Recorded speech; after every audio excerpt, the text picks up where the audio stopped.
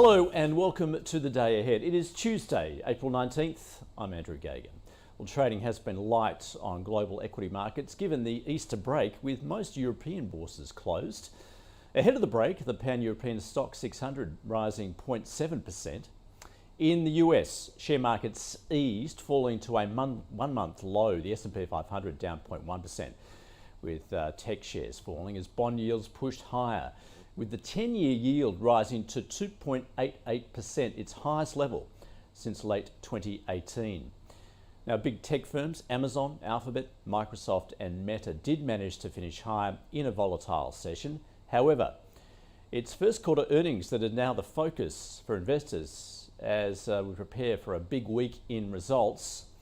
Shares in Bank of America rising after the bank beat expectations with its quarterly profit, even though it reported a 13% decline in year-on-year earnings. And this helped push the broader S&P 500 Banks Index more than 1.5% higher. However, Charles Schwab was sold down after reporting a 9.4% loss on weaker than expected earnings.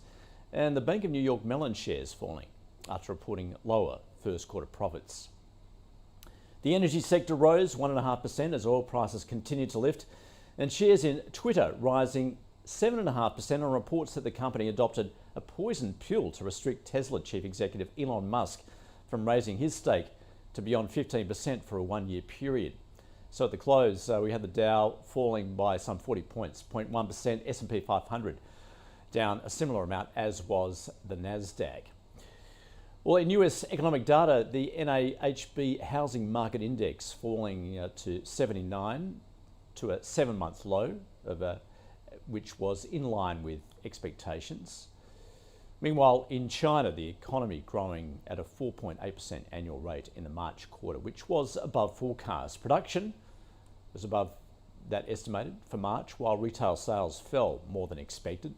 The Chinese unemployment rate rising from 5.5% to 5.8% in March. And on Friday, the People's Bank of China announced a 25 basis point cut in the reserve requirement ratio for most banks and a 50 basis point cut for smaller banks as it tries to mitigate the effect of the economy of COVID-related restrictions. In Europe, the focus this week is on France and the presidential debate between the incumbent Emmanuel Macron and far-right challenger Marine Le Pen ahead of the second round vote this Sunday.